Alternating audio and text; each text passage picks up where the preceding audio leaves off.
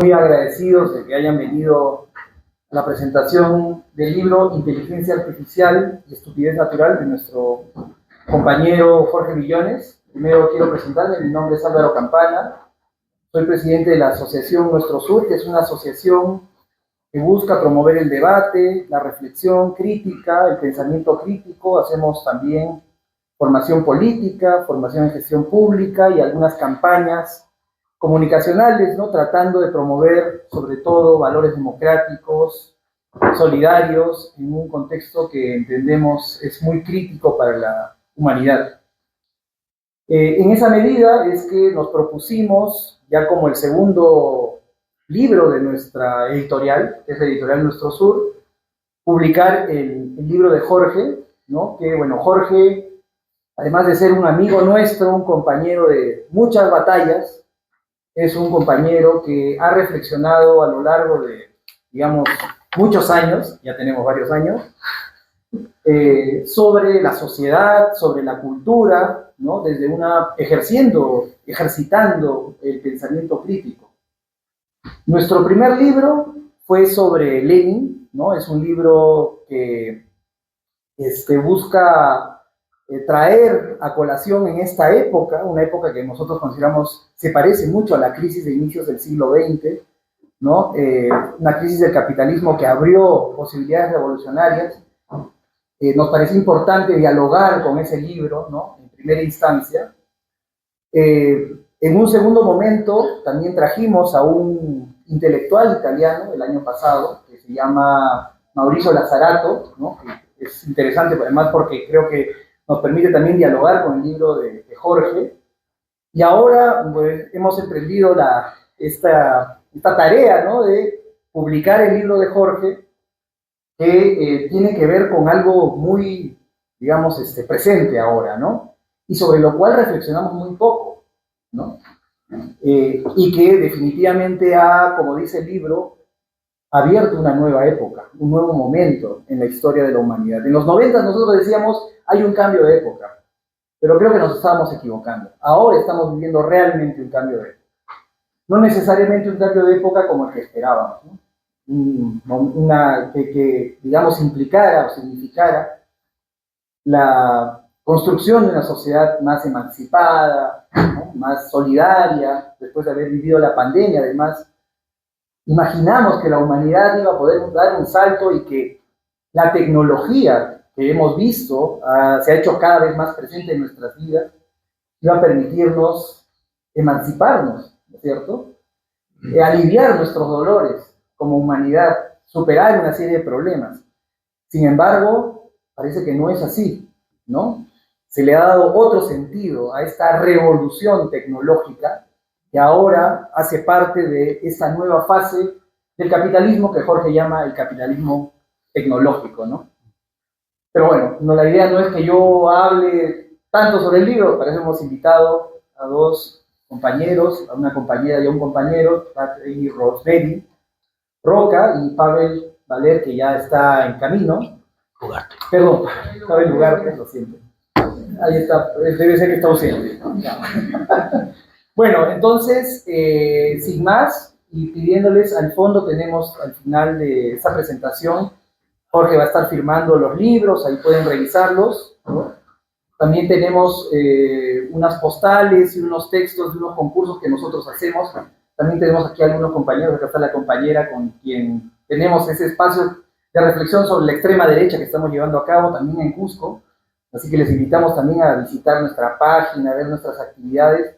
Nos interesa hacer mucho trabajo en el sur del país, ¿no? Varios de nosotros somos de aquí, algunos de nosotros somos del sur, y creemos que en el sur se están jugando cosas muy importantes para nuestro país y para nuestro continente, en fin.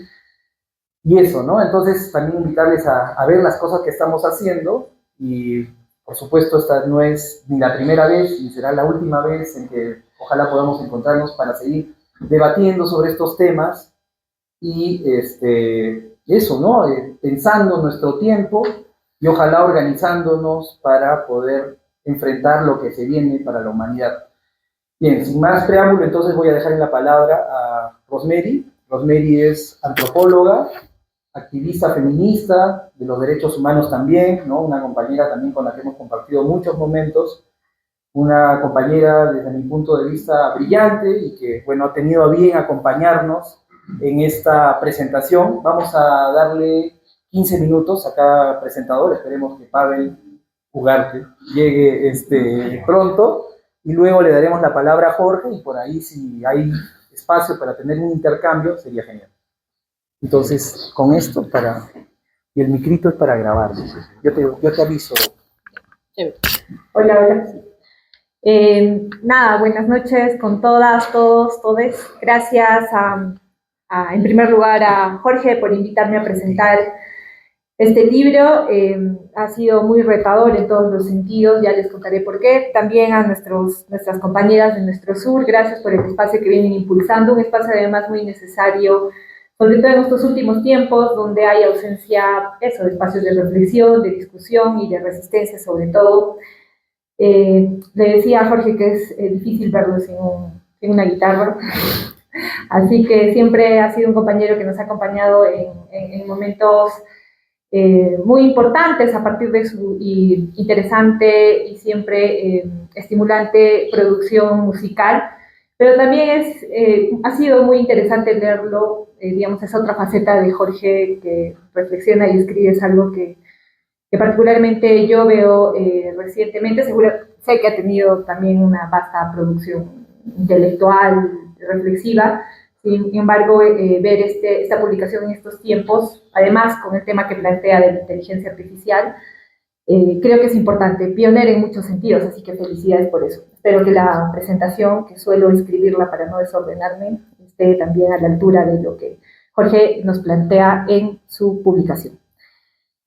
La paradoja que presenta el libro Inteligencia Artificial y Estupidez Natural es que, en el intento de construir inteligencias artificiales cada vez más sofisticadas, se debilita la inteligencia crítica y política de los sujetos humanos, que son reducidos a consumidores de datos, estímulos y narrativas guiadas algorítmicamente. El título mismo revela la ironía. Cuanto más inteligente parece el sistema, más estúpida se vuelve la participación política, el pensamiento autónomo y la experiencia vivida. El libro de Jorge contiene 20 diversos textos en los que el autor plantea una crítica profunda a la era digital, explorando cómo el capitalismo tecnológico transforma no solo la economía, evidentemente, sino también nuestras relaciones sociales, políticas y emocionales, a través de la manipulación algorítmica y la economía de los datos. Este texto aborda el impacto de las nuevas tecnologías en las subjetividades humanas y en la autonomía de los individuos, centrándose en el modo en el que el deseo, el conocimiento y la información son reconfigurados para el beneficio de las grandes corporaciones tecnológicas. En el libro encontraremos conceptos interesantes como el del capitalismo cognitivo, en el que la información, el conocimiento y los datos son los nuevos recursos productivos del sistema económico. En este sistema, el trabajo intelectual y el control sobre las subjetividades adquieren un valor fundamental. El capitalismo ya no solo depende de la producción material, sino también de una gestión de los datos personales y el comportamiento de los individuos, quienes se convierten en productores involuntarios de datos. O sea, el capitalismo cognitivo no solo crea mercancías materiales, sino también mercancías virtuales. Nuestros datos personales, emociones y deseos se convierten en productos que son comercializados y explotados, lo que dará paso a la existencia de un tecnofeudalismo. Este término, utilizado en varias partes del libro, ayuda a describir lo que está pasando en el poder económico y político en la era digital. En lugar de señores feudales con el poder económico y político en la era digital, en lugar de los señores feudales que dominan tierras, hoy tenemos corporaciones tecnológicas, Google, Amazon, Meta, Tesla, que controlan territorios virtuales, redes, datos, infraestructura digital. Y en lugar de campesinos explotados, tenemos usuarios, proveedores de datos que trabajamos gratis para estas plataformas, a veces sin darnos cuenta, generando contenidos, atención, emociones y patrones de consumo. De este asunto devendrá un concepto interesante como es la fetichización de la mercancía digital. Como en el análisis marxista del fetichismo de la mercancía, aquí se oculta el trabajo humano, se ocultan las relaciones de explotación digital, las relaciones de poder y el trabajo gratuito de los usuarios que a partir de dar sus datos, tiempo y emociones, entregan un capital importante para la producción de mercancías digitales. También se invisibiliza el sesgo ideológico y la extracción de valor que hay detrás de los productos tecnológicos.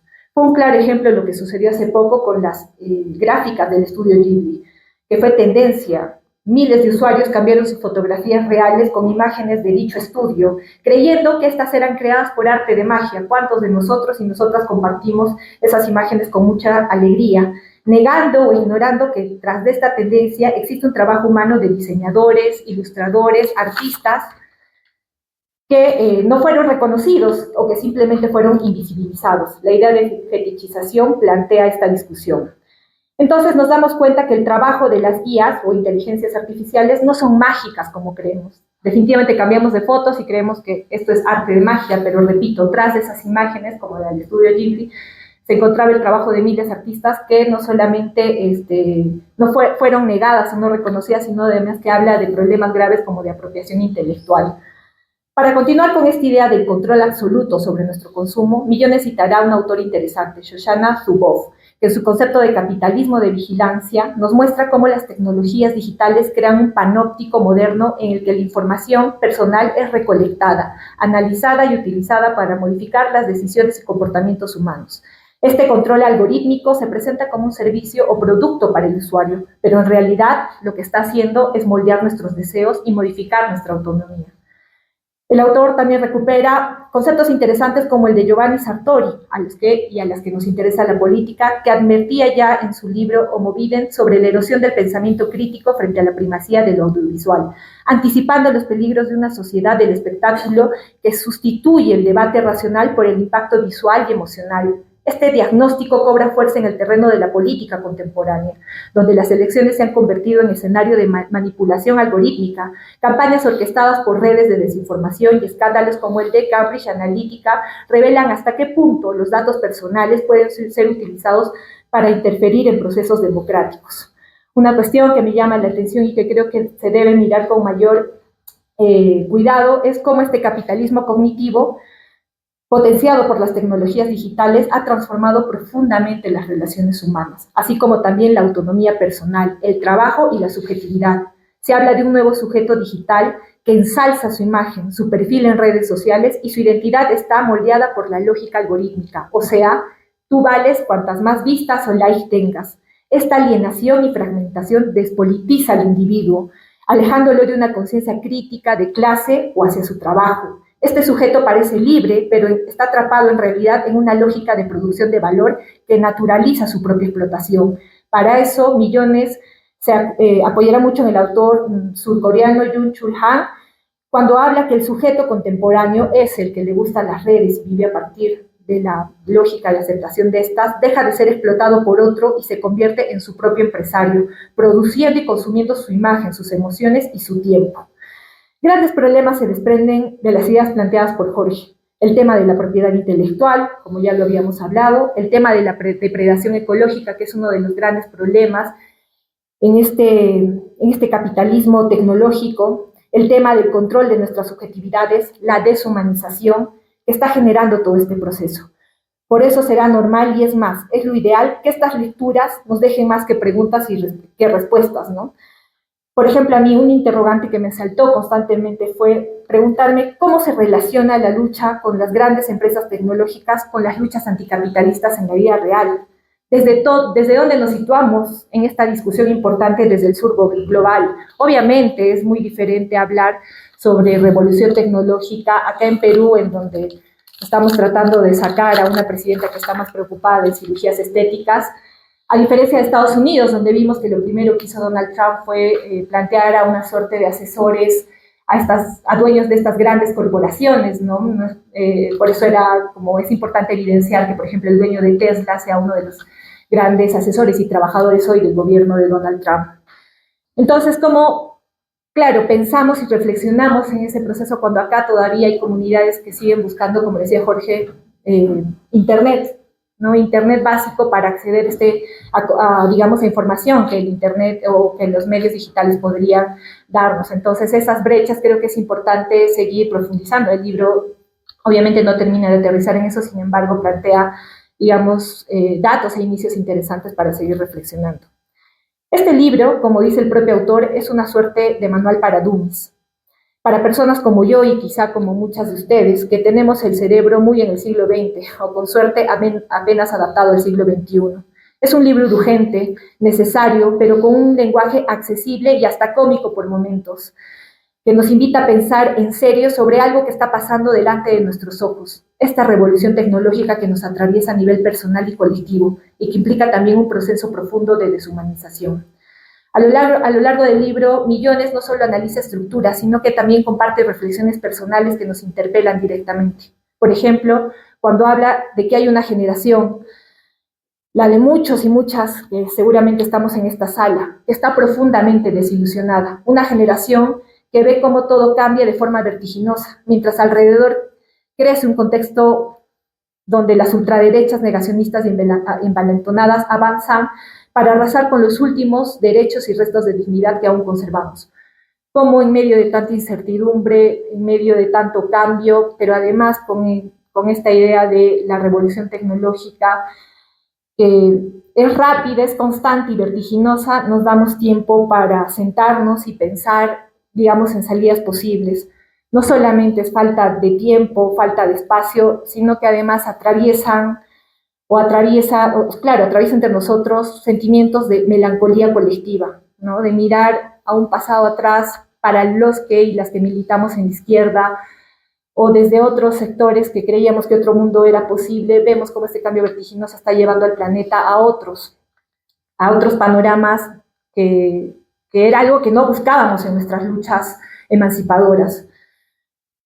Pero el autor propone que esa melancolía que a veces nos abate no tiene por qué ser paralizante, puede ser una chispa emancipatoria, una manera de recuperar lo mejor del pasado y transformarlo en fuerza creadora en el presente. Porque hoy, más que nunca, en medio de tanta papurreta tecnológica y tanto cambio acelerado, se vuelve difícil sentar, pensar y más aún organizarse para resistir. Esta idea de no renunciar al pensamiento crítico también se articula con la introducción del filósofo y compañero Eduardo Cáceres. Más allá de todo el libro, es una introducción muy, muy bacán, muy estructurada, que también les invito a leer dentro del libro, y que en medio de todo recalca algo que es importante, que pensar en un nuevo orden teniendo en cuenta, en cuenta aquella herencia cultural, tecnológica, social que nos deja el viejo orden. O sea que no podemos iniciar la discusión de cambios tecnológicos, de inteligencia artificial, negando lo que hemos avanzado hasta ahora. Es importante que los nuevos proyectos emancipatorios tomen lo mejor de ese viejo orden y también lo transformen. Obviamente esto representa un reto enorme, siendo cuidadosas de no caer en burdas simplificaciones, pero al menos ya tenemos que contestar a aquellos que dicen que por ser de izquierda no podemos usar iPhone o no podemos usar Internet, ¿no? Que es una cosa muy tonta la que andan repitiendo. Creo que el debate en torno a lo que viene sucediendo a nivel mundial es mucho más profundo y urgente. Nuevamente felicito a Jorge porque además sentí que en nuestra militancia cotidiana, esos que estamos en las propuestas transformadoras sobre otro mundo es posible, discusiones como las que plantea Jorge no son muy habituales, por eso le comentaba al inicio que me ha sido muy revelador a mí también, digamos, abordar ciertos capítulos y agradezco que lo haya hecho de manera sencilla. Creo que necesitamos eso para empezar un debate urgente, repito, y sobre todo situándonos desde acá, ¿no? En donde además se atraviesan otro tipo de complejidades, la cultural, el tema de género, en fin. De hecho, Jorge también plantea ahí ideas interesantes sobre estas otras identidades. Sin embargo, merece la pena seguir reflexionando y comenzar por este libro no solo es necesario, sino urgente. Gracias, Jorge, nuevamente. La idea era que mientras hable y llegue Pavel, no lo ha hecho, podemos seguir hablando igual. Igual hice un par de preguntas también que quisiera que Jorge las comente, ¿no? ¿Cómo nos situamos en este debate global y cómo, digamos, estas ideas de lo digital termina aterrizando en luchas contra el capitalismo que se están dando ahorita, ¿no? ¿Cómo es que empezamos en todo caso? Creo que ya llegó Pavel, objetivo cumplido. Gracias.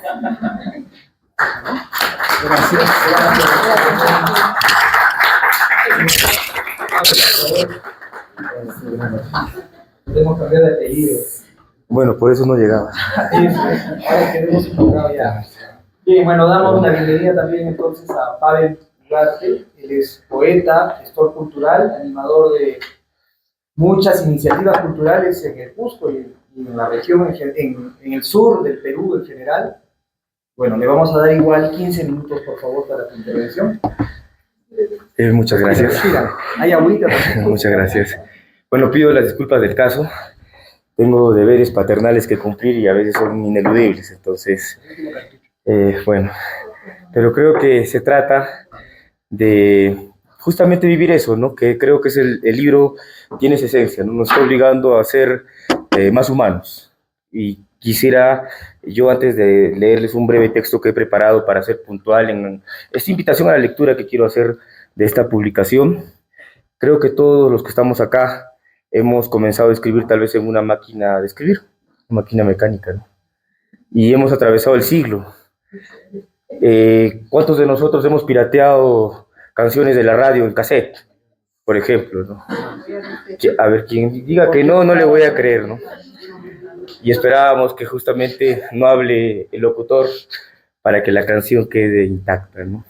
Entonces, yo en los primeros años en la universidad me tocó, como muchos de nosotros, trabajar y estudiar.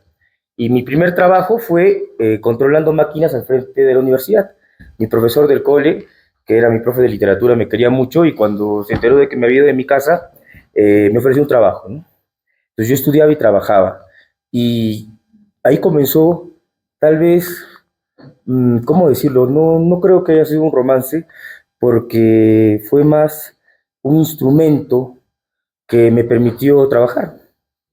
Me tocó aprender a crear estos correos, estos emails, para poder tener, se acordarán, las primeras redes sociales eran el Hi-Fi, ¿no? Después vino el Messenger. Después vinieron algunas plataformas de corta vida, digamos, en las redes, hasta que llegó Facebook y creo que desde ahí ya la historia la conocemos todos, ¿no? Se han incrementado estas plataformas, pero con los años, antes incluso de que se dé lo de la pandemia, mi generación tenía justamente ese desafío, ¿no? De alguna manera usar la tecnología para también hacer la revolución, ¿no? Y fue, digamos, lo que a mí me motivó a hacer videopoesía. Recordarán que antes de que incluso se dé el tema de la pandemia, nosotros ya tratábamos de organizar eventos online para que la gente que está fuera del Cusco también se pudiese conectar. Cuando estuve trabajando en Quito, fuimos de los primeros en hacer ese trabajo, de generar una plataforma de gestión cultural gratuita, prácticamente abierta a todo el mundo para que se pueda conocer parte del movimiento intelectual, artístico, académico de nuestro Cusco, ¿no? Digo esto porque si no nos hemos detenido a vernos sumergidos, ¿no? En esta vorágine de las redes, en esta web, ¿no? En esta telaraña, ha sido porque creo que todos nos hemos visto asaltados inmediatamente sobre el tema, ¿no? ¿Cuántos de nosotros hemos aprendido a tener el celular o imaginábamos que el celular iba a tener correo, iba a tener distintas funciones como las de ahora, por ejemplo? Nos ha tocado vivir ese proceso, ¿no? Y gracias a este libro he podido yo sentarme un ratito a, a respirar, ¿no? Sentarme un ratito también a repensar qué hemos hecho en estos 20 años de, digamos, de tecnología avasalladora, cómo le hemos prácticamente adherido a nuestra vida cotidiana. Y es en esa reflexión que quiero compartirles este texto que he escrito para hacer una invitación a la lectura de esta publicación de Jorge Millones, ¿no? Entre el humanismo y la inteligencia artificial, aproximación a las reflexiones de Jorge Millones sobre el capitalismo tecnológico. El libro que nos obsequia Jorge Millones, en otra de sus facetas creadoras, acude en un momento sensible para la humanidad. Nunca antes nos habíamos comunicado y aislado al mismo tiempo. La era digital es una realidad de la aldea global que aflora con innovaciones creativas y productivas, como también redes que nos deshumanizan y muestran el peor rostro del capitalismo tecnológico, como acertadamente registra el autor. Para compartir las emociones, digamos, las apreciaciones que me ha permitido la lectura de este texto, debemos referir que esta publicación se inscribe en el género del ensayo, que es el género del pensamiento, de la reflexión, de la propuesta. Desafortunadamente ya no se escribe tanto ensayo y yo creo que es oportuno recordar que el Cusco fue cuna de grandes ensayistas. A principios del siglo pasado, acá se publicó Tempestad en los Andes en 1927 por Luis Eduardo Valcárcel, en 1930 El Nuevo Indio, en 1934 un libro que desafortunadamente ya no se ha vuelto a reeditar, se llama Peruanidad Literaria y Revolución de Alfredo Yepes Miranda, ¿no? Esos libros creo que nos ayudan a ver cómo influenciaron en el pensamiento del indigenismo cusqueño, al menos a lo largo de todo el siglo XX, ¿no? Son los padres del cusqueñismo.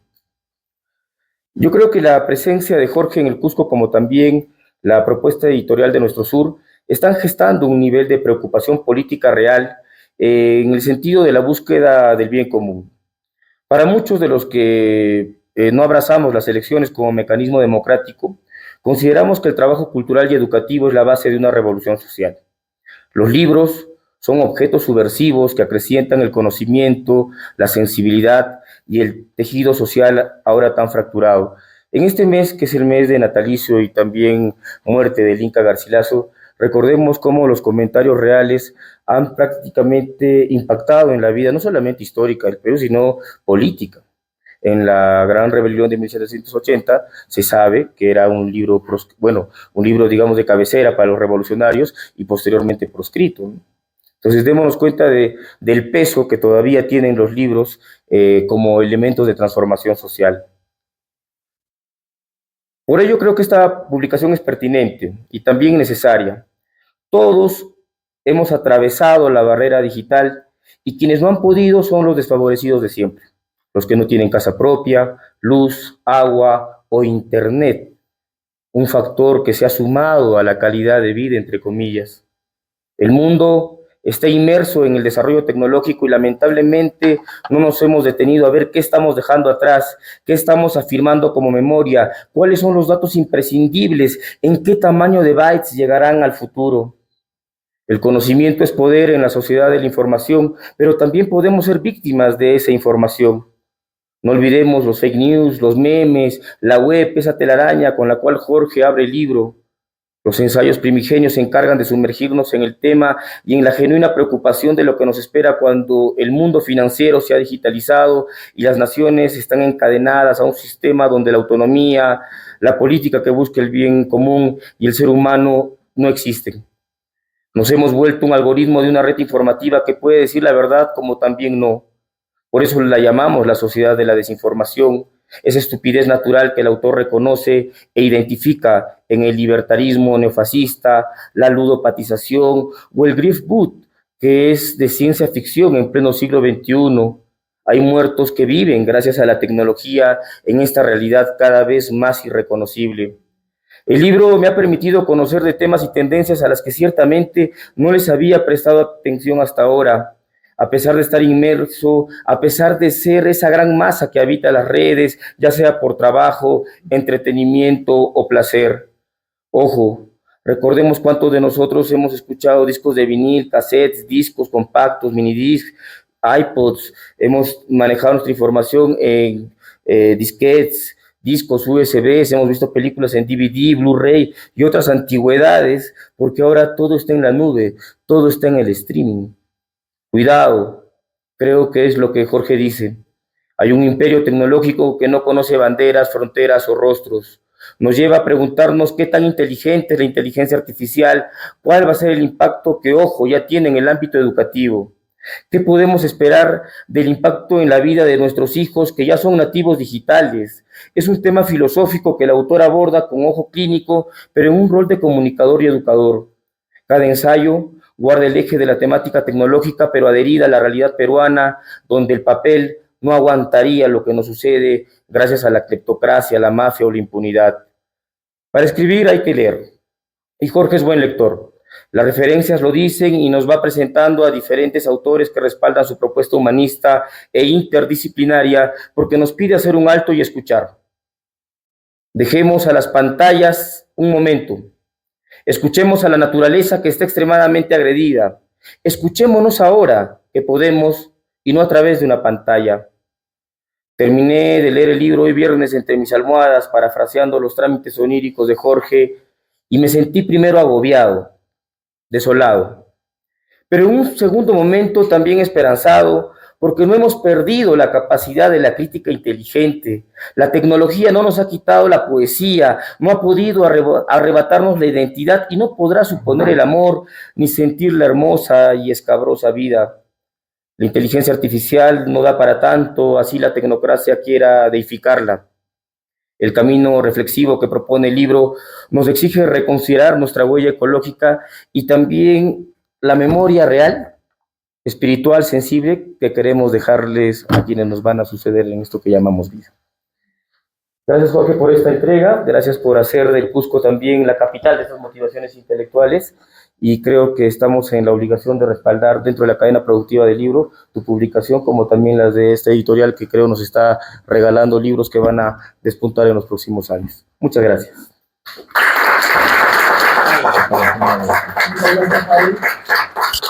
Obviamente también que no es solo un esfuerzo de nuestro sur, acá también estamos construyendo una alianza. De hecho, este libro ha salido también como un esfuerzo compartido de la Escuela de Formación Política Praxis. Es un colectivo de compañeros, compañeras que desarrollan tareas de formación política y que también se han especializado en la edición de libros, ¿no? Y nos han permitido también tener este libro. Y también la editorial El Combatiente, ¿no? Que ya tiene varios libros en su catálogo y que ha tenido también a bien apoyarnos, ¿no?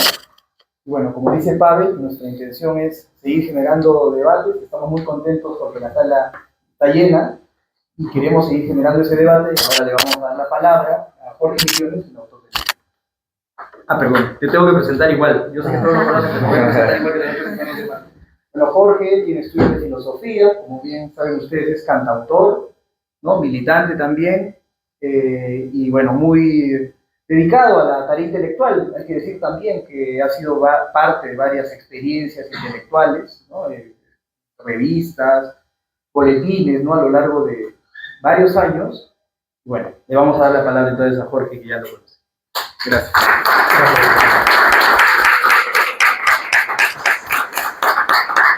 Muchísimas gracias, buenas noches, gracias por venir. Gracias, Rosemary y Pavel, por acompañarme aquí a lanzar estas ideas. Iba a decir al ciberespacio, pero mejor no lo digo porque viéndonos aquí casi todos somos del siglo XX, ¿no? Casi, creo que la gran mayoría, si no todos y todas, somos del siglo XX. Eso es un indicador, ¿no? Quiero agradecer a nuestro sur, a la Escuela Política Praxis, a Editorial Combatiente por haberse arriesgado a publicar este texto. Muchísimas gracias a mi hermano Álvaro por el esfuerzo. A mi familia también, porque este libro lo viví con ellos, con ellas, durante la pandemia en los encierros, ¿no? Que al comienzo pensábamos que iba a durar una semana, luego 15 días, luego un mes, y estuvimos años encerrados. Y gracias a ese encierro, gracias entre comillas, ¿no? Tuvimos que aprender, sobre todo los que venimos empujando nuestro cerebro del siglo XX al siglo XXI, las tecnologías, las nuevas tecnologías. Y los más chiquititos, las más chiquititas tuvieron que padecer el encierro, fue traumático. Y esta digitalización de la vida se dio justamente en esta coyuntura de la pandemia y las cuarentenas sucesivas. Fuimos testigos de la muerte de las generaciones previas a la nuestra, y con la muerte de estas personas, de los viejos, y su experiencia, también se fue un espíritu de una época. Y yo, por lo menos, que vengo de los 90, con muchos aquí compañeros, nos consideramos una generación bisagra entre el siglo XX y el XXI, ¿no? Y teníamos la conciencia de lo que se iba con estos compañeros y compañeras haciendo cola en los hospitales. Y sabíamos que con ese drama no solamente era humano, también era político, era ideológico. De un momento a otro vimos, sobre todo en el Perú, cómo el sistema de privatizaciones de la salud dejó en evidencia que era una gran estafa. Que era una gran estafa y era, no solamente eso, era una lógica asesina, porque empezaron a morirse personas que no podían pagar un balón de oxígeno, que no tenían los contactos para ingresar a las clínicas, que en lugar de ser solidarias, se comportaron como rapiña en ese momento para su propio pueblo, ¿no es cierto? Muchos, me acuerdo que cuando íbamos a comprar con las mascarillas y forrados de plástico para que no, el virus, que no sabíamos en ese momento qué era, no nos contagiaran, hablábamos así a duras penas con los vecinos y nos decíamos que este es un contexto de guerra, ¿no? Y que estas clínicas y esta gente que lucraba con la salud de las personas eran casi que traidores a la patria y había muchísima indignación. Y yo decía, bueno, por fin le vieron los colmillos a la bestia, ¿no? Se cayó el biombo democrático y vimos realmente cómo era el sistema. Y yo esperaba un poco más, sobre todo el pueblo peruano, ¿no? Que fuese más reflexivo de esos momentos.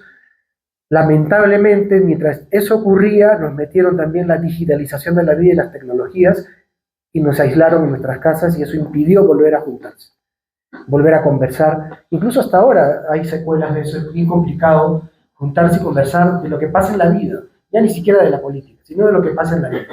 Entonces es como si hubiésemos estado en una caverna y poco a poco hemos vuelto a salir, ¿no? Y ahora este nuevo encuentro es a través de plataformas. Y las nuevas generaciones, las que han nacido en el siglo XXI, nuestros hijos, sobrinos, nietos, nietas, se perdieron eso, lo normalizaron, porque las generaciones tienden a normalizar las cosas. Pasa un tiempo y ya es normal. Y hay algo que se perdió con este nuevo tipo de digitalización, es el pensamiento crítico. La idea de que puedes pensar y oponerte al sistema, incluso a tu propio padre, ¿no? Puedes oponerte y tener una opinión. Puedo ser escuchado o escuchada. Eso hasta eso se perdió. Entonces ahora es bien complicado. ¿Cómo recuperarlo? Es muy difícil porque ahora la subjetividad de las personas está moldeada a través de todas las herramientas y plataformas digitales y eso genera un problema porque tiene tres etapas, ¿no? El primero es la fascinación. Realmente cuando uno se enfrenta a la inteligencia artificial por primera vez es fascinante. Y cuando empieza a salirle las cosas, a utilizarla, ¿no es cierto?, las plataformas, en fin, todo esto, es fascinante, deslumbrante. Y yo creo que los que no están formados en pensamiento crítico, mínimamente, se quedan en esa fascinación.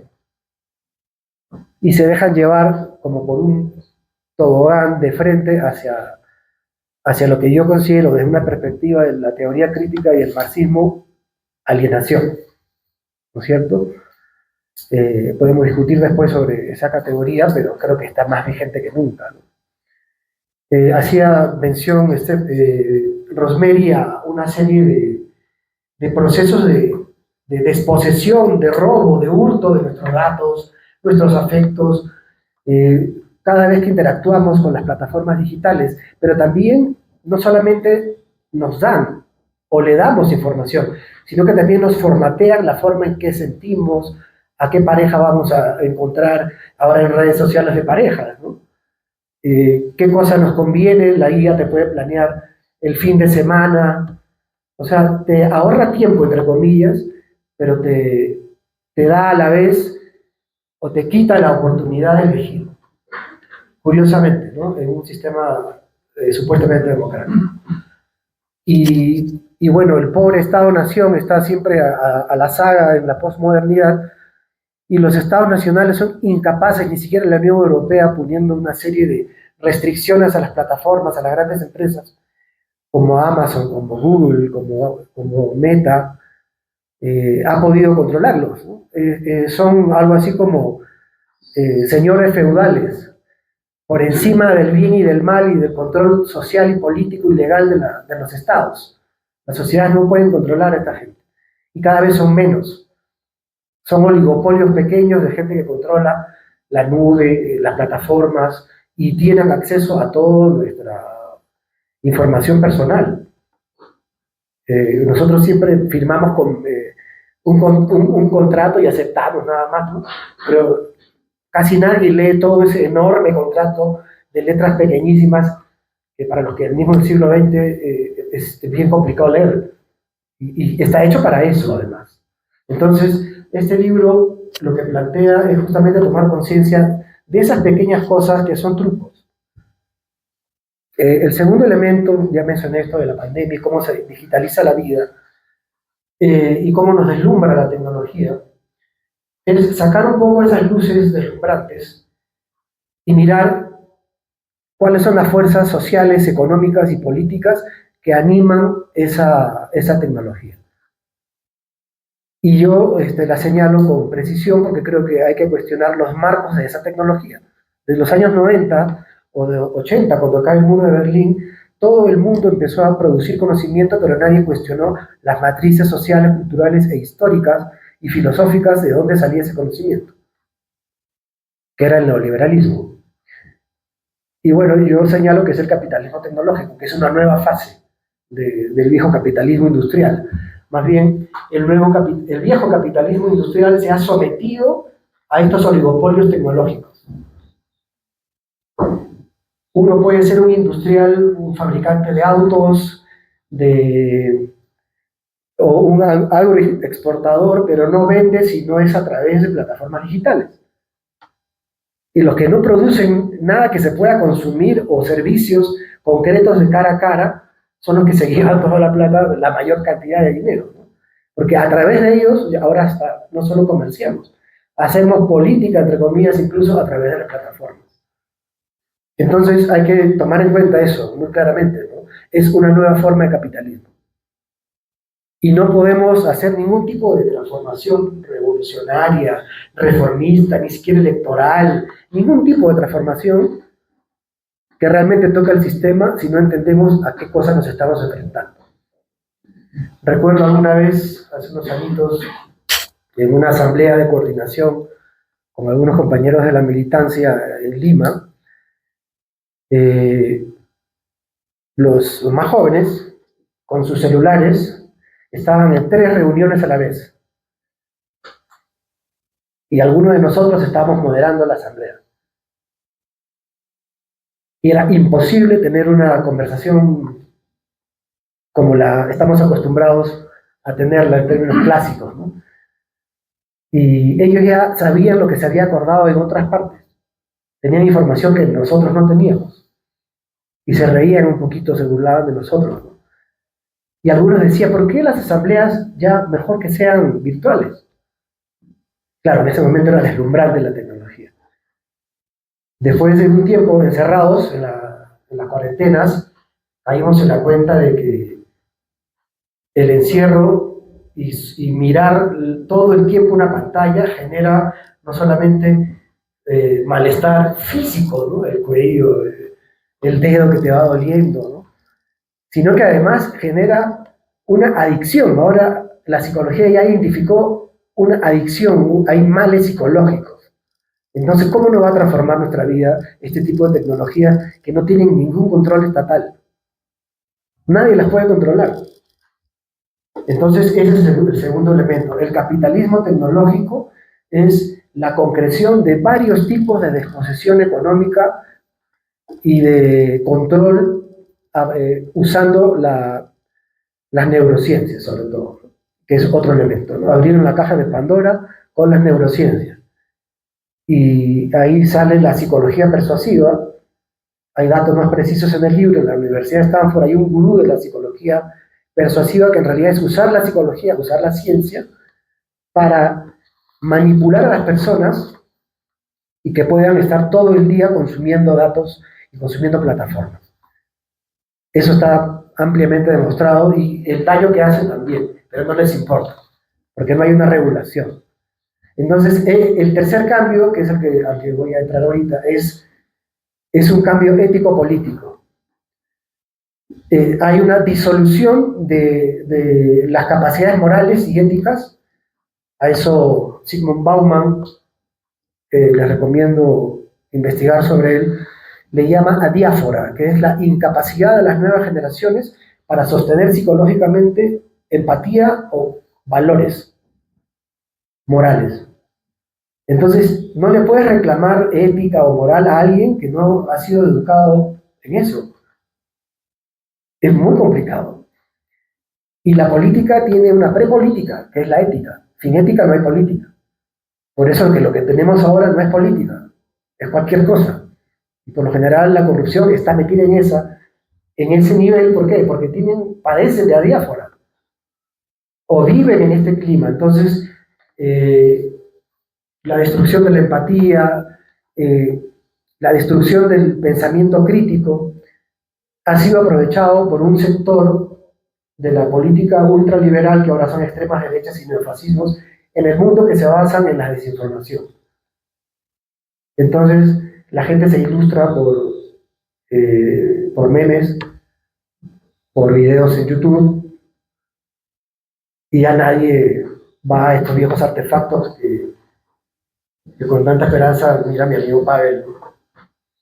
Pero yo sí creo que si la cosa sigue así y el costo tecnológico ambiental es tan grande, algún día nos vamos a quedar sin energía y vamos a volver a los libros.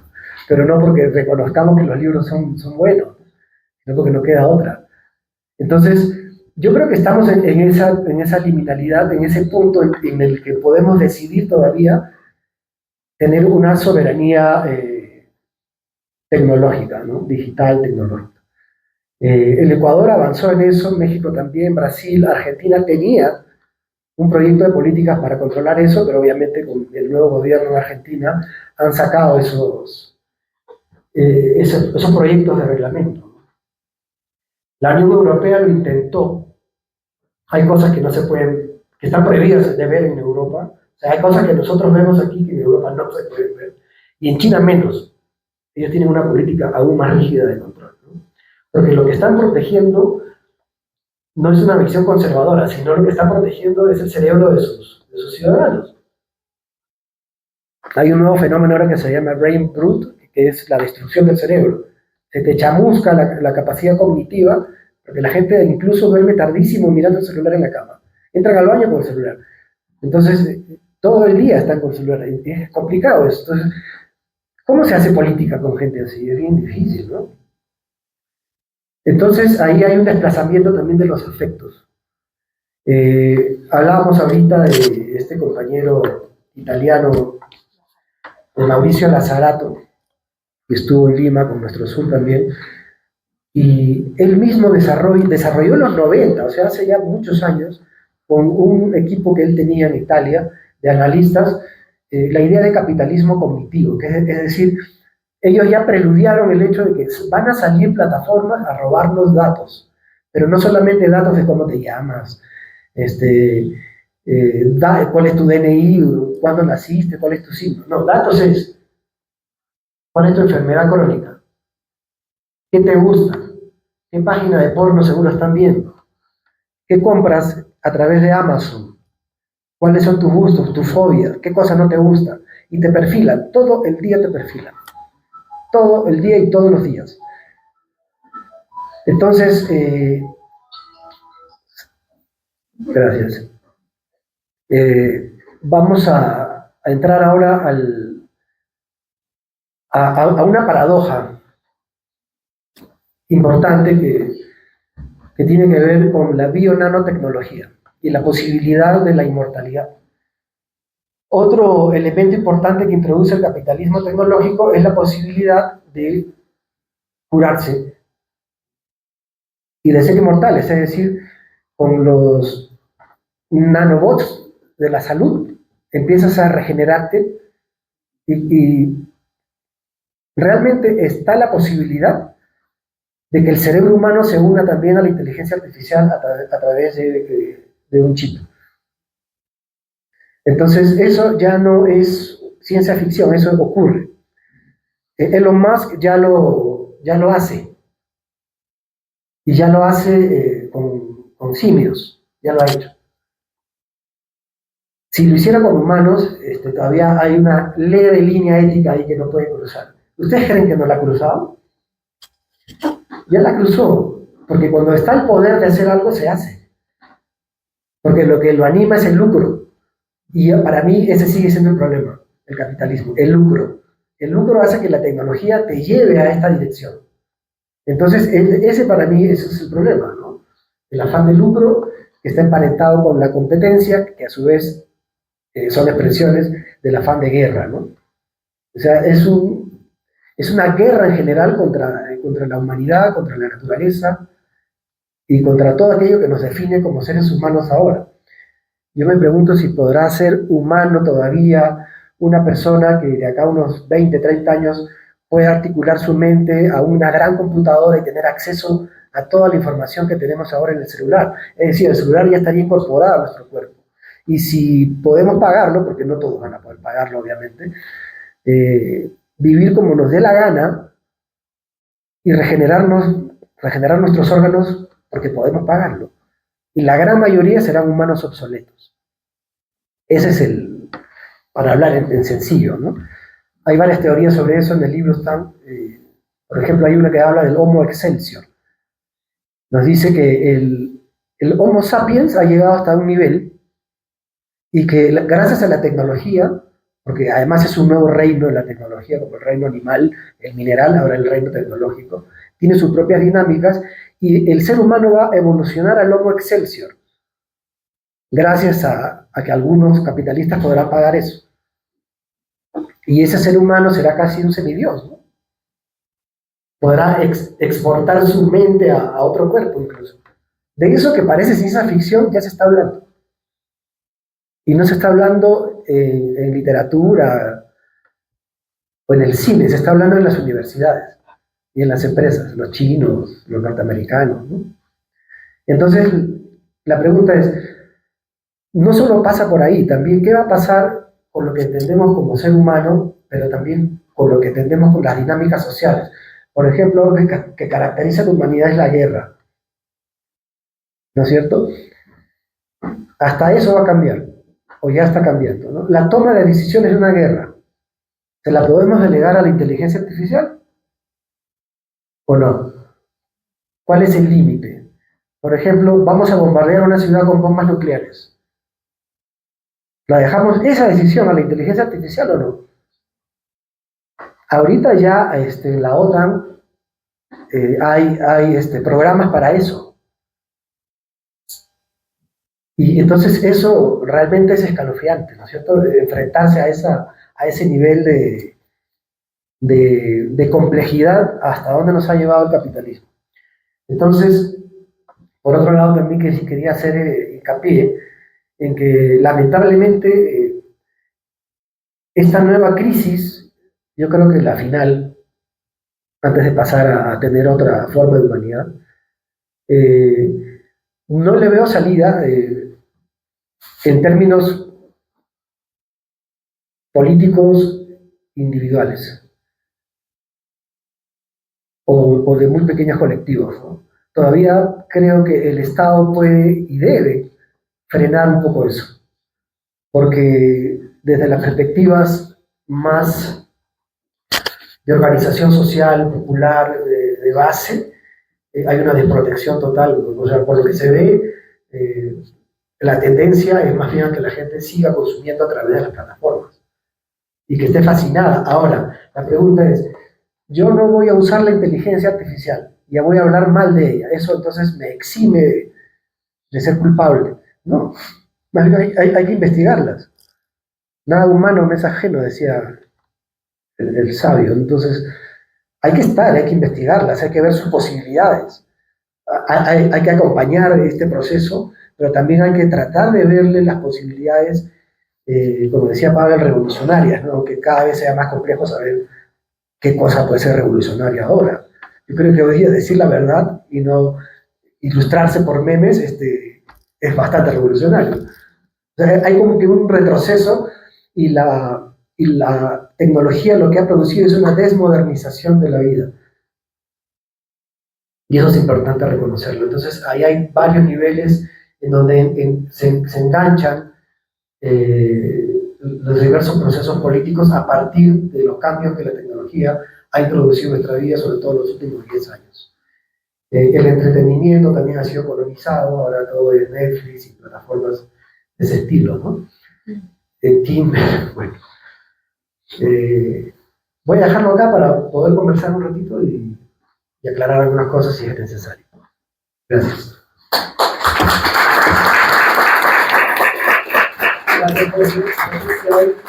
Por favor, brevemente, sí. No estamos pidiendo nuevas exposiciones, sino interpelaciones, algunos comentarios, porque el tiempo es fundamental. Buenas noches. Bueno, comentar algo primero de mi experiencia, ¿no? Yo soy arquitecto de profesión y he estado viendo presentaciones en las universidades, algunas exposiciones de trabajos de arquitectura, donde los arquitectos están solicitando a los estudiantes que utilicen inteligencia artificial para la producción del diseño de los edificios. Lo que comencé a darme cuenta a raíz de esto es que esa arquitectura bien valorada, al parecer por esos profesores, y también al parecer bien valorada también por los estudiantes, porque se sentían orgullosos, esto mostraba mucho, digamos, estereotipos arquitectónicos, repetía muchas cosas. Y entonces, a partir de eso, pues, concluía yo de que bueno, la inteligencia artificial trabaja pues, con datos estadísticos, y esos datos estadísticos se ven reflejados en los productos que fabrica la inteligencia artificial. Por eso, también esos productos que integra la inteligencia artificial poseen sesgos, ¿no? Incluso racismo, machismo, racismo, etc. Y bueno, parece que nadie se da cuenta de eso.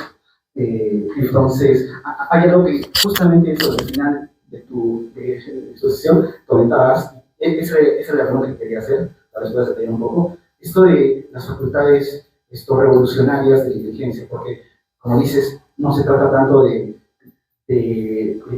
¿cómo se llama? Simplemente acusar que la inteligencia artificial es mala y punto, ¿no? Sino tal vez de encontrar, como decían ya algunos autores franceses de los 70s, y ya hablaban, creo que el mismo Foucault hablaba de la data, de la estadística, diciendo que era la nueva bestia. Y ¿qué nos podría dar de repente unas pinceladas de algún modo de estrategia revolucionaria utilizando inteligencia artificial? Tal vez nos habéis seguido o no.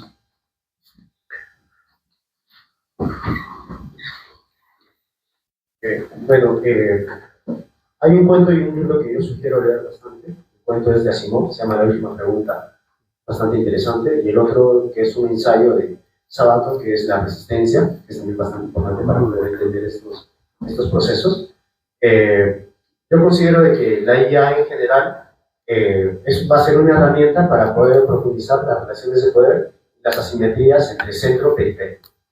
No sé, yo lo considero particularmente que se puede utilizar como un instrumento revolucionario, porque hay que entender el funcionamiento de la IA. La IA trabaja con los datos hegemónicos y genera una hegemonía del pensamiento o del conocimiento. Trabaja con lo que más se produce. Sin embargo, también creo que podríamos ver qué conocimientos se están subalternizando, que no están dentro de las plataformas digitales necesariamente. Me refiero necesariamente a las comunidades campesinas, del espacio donde la IA todavía quizás de alguna manera no ha entrado, ¿no? Porque si vamos a ver desde el marco jurídico, también tenemos que ver quiénes son los que manejan los marcos jurídicos en general. ¿Qué patrones tienen estos marcos jurídicos? Y desde ya hace mucho tiempo hemos visto cómo han estado funcionando las espacios digitales, ¿no? Y la tendencia es poder hegemonizar pensamiento. No es casualidad de que el pensamiento conservador, sobre todo en jóvenes, haya crecido y haya aumentado, ¿no? En Argentina, en el Perú, en América Latina en general, ¿no? Entonces, yo me recuerdo, por ejemplo, mi abuelo sabía hacer trompos, sabía hacer sus propias herramientas. No sé cuántos de nosotros los jóvenes podemos hacer esas cosas ahora, ¿no? Sin embargo, también considero de que pensar en una soberanía nacional desde el Estado, ver las formas, las políticas en las que se pueda, no sé, quizás ya hacer una política en la cual las redes se puedan limitar en el uso de los niños, ¿no? Buscar esas alternativas, no sé, de repente. Pero la IA yo pienso que ahorita está manejado las bases digitales en general producen mayormente conocimiento. Eso es. Muchas gracias. No sé si hay algún comentario más para ya en esta intervención y demos la palabra. Muy amable, buenas noches, sobre todo al autor del libro, y a toda la presencia ávida sobre lo que es inteligencia artificial. Bueno, yo por la edad me ubico plenamente producto del siglo XX. De una clase media donde muchos atismos tecnológicos, ideológicos, morales, están impresos en mí. Pero lo que voy a preguntarle es bastante práctico. No tengo esa elocuencia técnica de palabras que en mis antecesores han utilizado usted, los comentaristas. Bueno, me sublima todo este avance. Es un materialismo exacerbado que está llegando a unos límites que, lógicamente, nos dan esa alternativa de un nuevo mundo, de fantasía, como decía.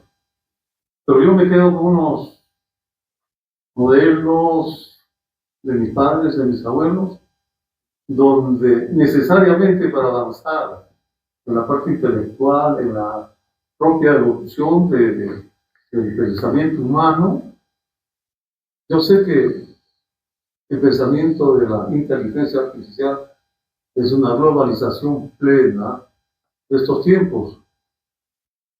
He visto que todos los comentarios que se han hecho solamente reflejan eso: materialismo, capitalismo, una dependencia total de esos pensamientos.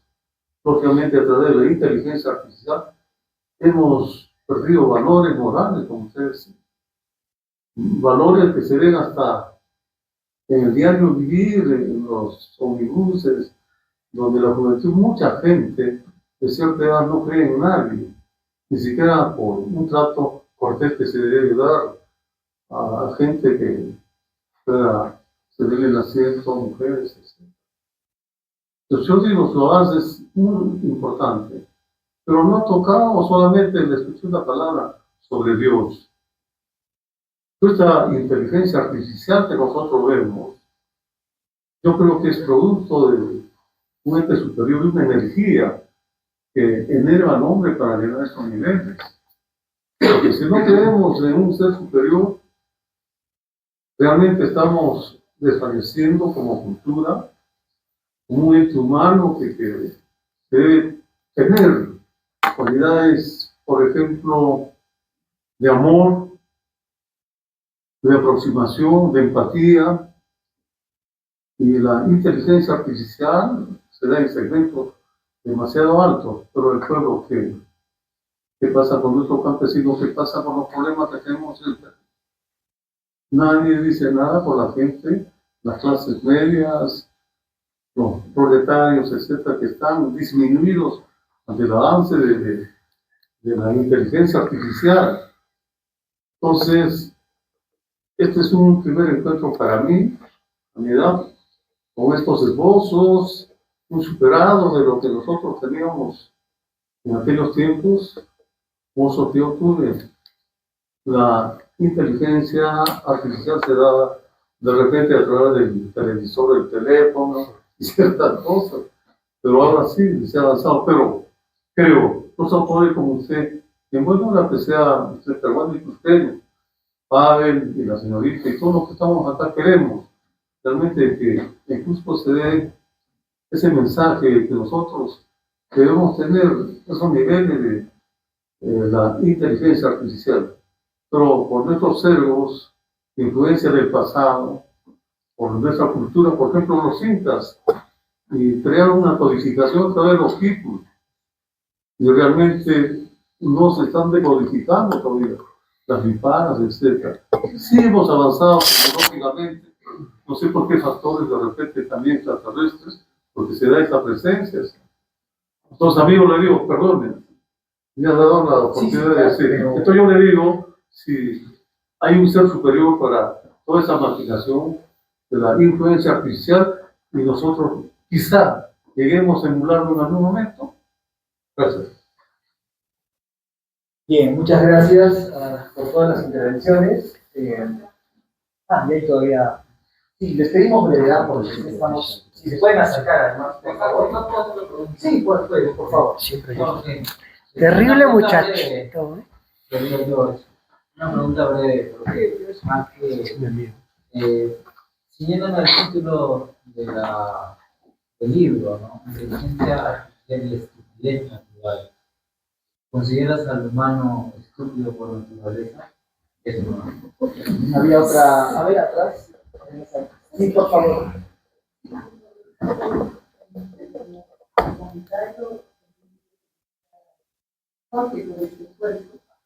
Nos indica que hay un nuevo contexto llamado realidad global, con el que convivimos día a día. Era más estudios de este tipo que nos inviten a mirar un futuro que a veces asusta, pero que genera también alguna esperanza. Un comentario de los textos sobre para decir lo siguiente: a la luz de lo dicho y lo que hemos podido vivir todos, en diferentes aspectos de la vida, ¿no? La pandemia fue un punto que muy bien nos puede ir ilustrando algunos aspectos de lo que se ha mencionado, pero también incluso algunas políticas, ¿no? Que el Estado va generando, pero que se va cayendo como un saco roto, y hago un comentario breve nomás, por ejemplo, por la educación, empieza a implementar, por ejemplo, los programas de tecnología información, los famosos TIC, tecnología de información y comunicación, ¿no? Se implementa cuando saben de que los docentes están muy lejos de poder proveer algún nivel de información y de herramientas a los alumnos. Y resulta en el trabajo que nosotros hacíamos en campo, de que los chicos estaban en otra cosa y el docente imposibilitado de poder responder a estos programas que el Estado va implementando, ¿no? Entonces, hay ese tipo de desfases, en realidad es sumamente complejo y se necesita un papel mucho más inteligente, creo, del Estado. Y termino solo diciendo lo siguiente: el desafío en adelante debe ser que los Estados, no solo unos, sino de manera mucho más, ojalá fuera como región, fueran otras y todo lo demás, pudieran empezar a proteger de alguna forma el pensamiento humano, pero con grandes decisiones de Estado. Porque también creo que habría que llegar al concepto de la soberanía. Si el pensamiento humano podemos conceptualizar como un elemento a proteger, a cuidar, a conservar, de alguna manera, ese es el papel de los Estados. Solos no lo vamos a hacer. Necesitamos articularnos. Y por ahí ya salen algunas preocupaciones, creo, sobre todo en la región. Algunos gobernantes. Gracias. Primero vamos a saludarle al autor y a los comentaristas, ¿no? Usted mencionó el impacto que está generando en tres fases. Quisiera que nos amplíe en la segunda fase. Nuestro, acá no respeto al título y todo eso, ¿no? Fundamentalmente, estupidez natural. Esta estupidez natural, ¿cómo lo vincularías con esta tendencia que se está dándose de transferirle a la máquina nuestra inteligencia? O una manera de decirlo, ¿no? Inteligencia artificial.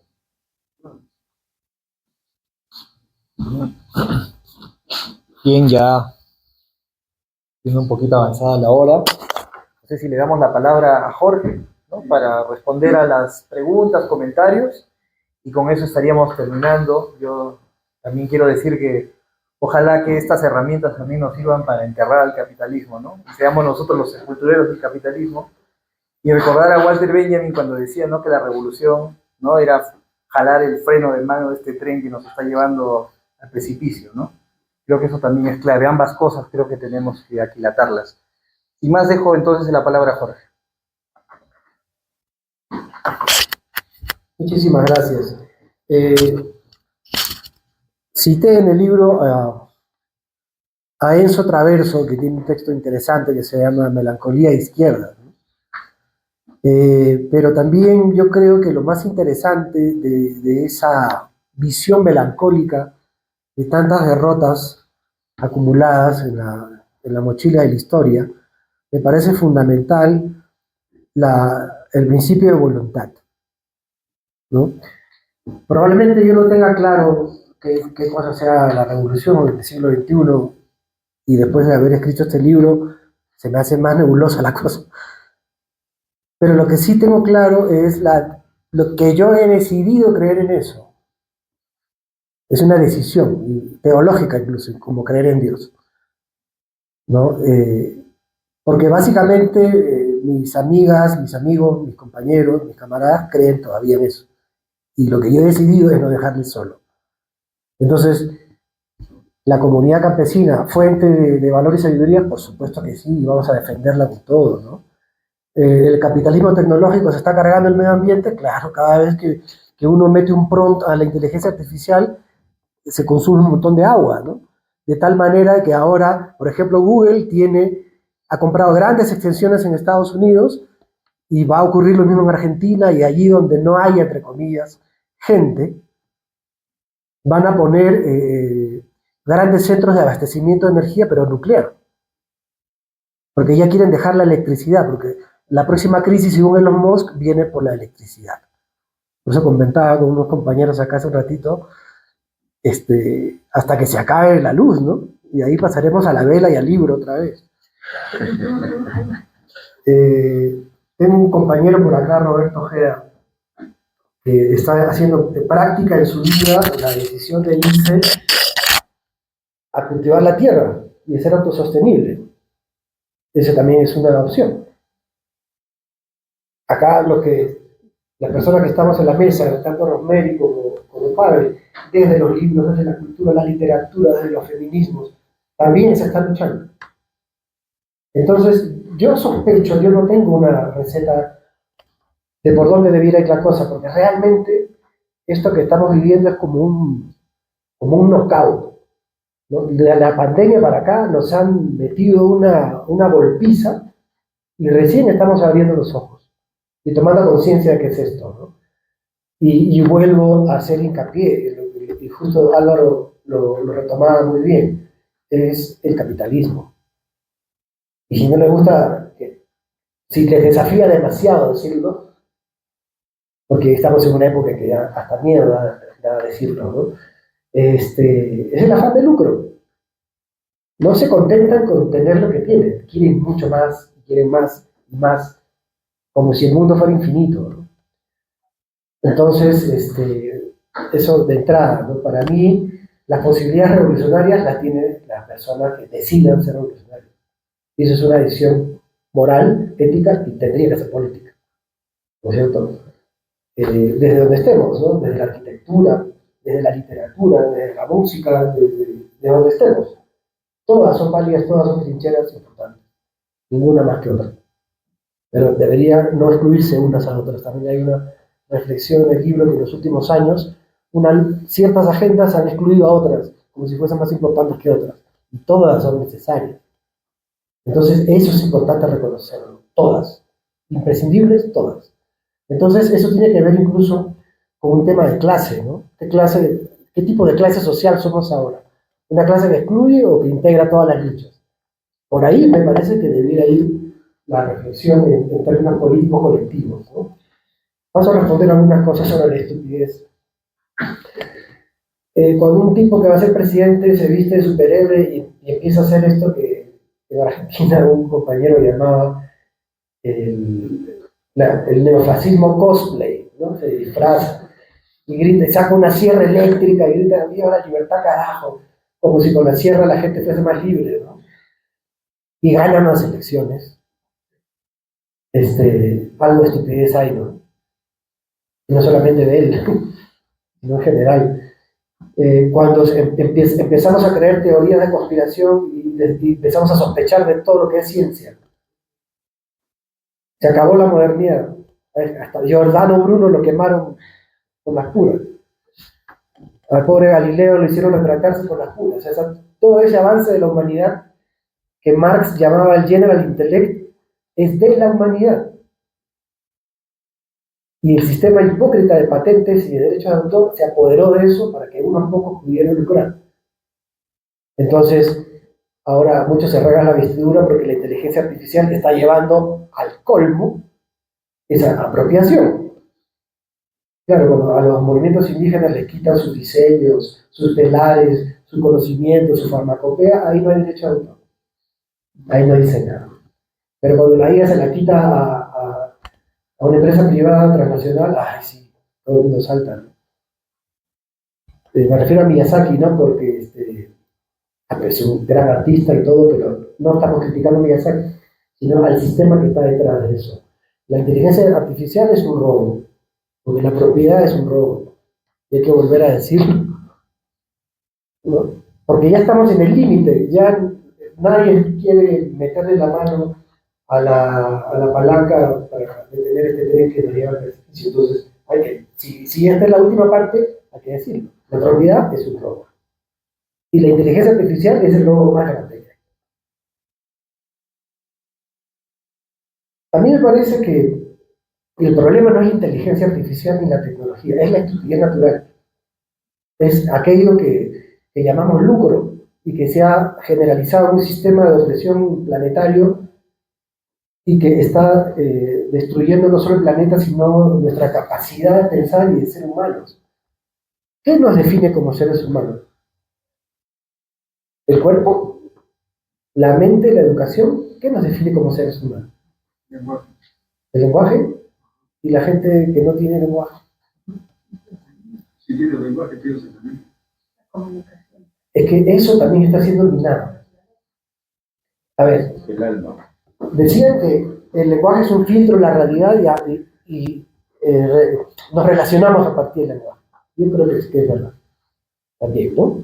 Wittgenstein decía eso, un filósofo austriaco. Pero también es cierto lo que decía el psicólogo que entrevistó a Himmler y a todos los nazis, perdón, ¿cómo se llamaba el de la Luftwaffe?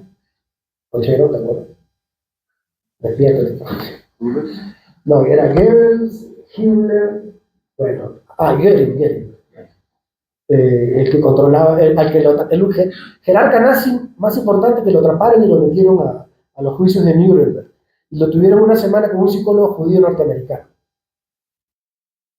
Y lo pusieron ahí a este psicólogo porque le dieron la misión de saber qué cosas tenían en la cabeza esta gente. Porque para ellos no habían hecho nada malo. Y la conclusión, y está publicado, lo pueden ver, es que él dice que no sabe qué tienen en la cabeza, pero sí descubre algo más importante, que es el origen del mal. Y el origen del mal es la ausencia de empatía. O sea, no considerar al otro un ser humano, alguien que siente, un igual. Y en esa dirección también va Hannah Arendt, ¿no? Sus reflexiones sobre la banalidad del mal. Y a eso hoy día las redes sociales y las plataformas y estos personajes estrambóticos como que llegan a ser presidentes de grandes potencias salen a decir, estos son humanos, estos no son, estos sí, esto no. Esa la ultraderecha está volviendo otra vez. Entonces, eso es estupidez natural. Es una ironía, ¿no? Como mi amigo Emilio está por ahí, es historiador también, y San Martín. Entonces, claro, yo ¿cómo no me voy a escandalizar de esas cosas? Pero por supuesto que hay que escandalizarse de eso. A ver, estrategias y relaciones de poder, me parece que un poquito ya hablé de eso. Hay que tratar de contener esta avalancha desde cualquier punto de vista y de cualquier trinchera que estemos, incluso la del Estado, pero también la del mercado. Porque la izquierda y las posturas críticas han abandonado ese debate como si el mercado fuera de los liberales. El mercado siempre ha habido. Acá en los Andes, mercado siempre ha habido. Lo que no había era afán de lucro. Que quiero todo, ¿no? Se rompía el equilibrio y algo malo pasaba. ¿Cierto? Si se rompía el aire, algo malo iba a pasar. Rompe el equilibrio. Entonces, ese conocimiento hay que volver a proponerlo en términos filosóficos y políticos. No solo entre comillas exóticos, tradicionalistas, ¿no? Políticos. ¿Cómo se come eso en un programa político? Eso. A ver si me queda algo aquí. Podrán creer, sobre todo a partir de la pregunta del compañero sobre Dios y lo divino, que hay sectas que ya están diciendo que Dios es la inteligencia artificial, que es el Mesías, y hay religiones de la inteligencia artificial. De los dos lados, ¿no? De la gente que cree que el Mesías va a salir de la inteligencia artificial y va a resolver todos los males taumatúrgicamente de la humanidad, y lo que piensan de que es el anticristo. De los dos lados. Lo que no cabe duda es que el ser humano sigue teniendo esa necesidad de creer en algo. Llámale Dios, lo que a usted le tranquilice el alma, ¿no? O le dé una orientación espiritual. Eso sigue más o menos intacto. Quizá por ahí también eso sea lo humano, lo que nos define como humanos, ¿no? Esta necesidad de pensar la limitación de que vamos a morir. El solucionismo tecnológico lo que nos propone es que no vamos a morir y que vamos a ser inmortales siempre. Pero realmente lo que nos devuelve a la filosofía, a la reflexión humana, es que somos conscientes de nuestra finitud. Como decía Heidegger, el Dasein, no somos un ser para la muerte. Esa conciencia solo la tenemos nosotros. ¿Y vamos a acabar con eso? Hasta ahí, gracias.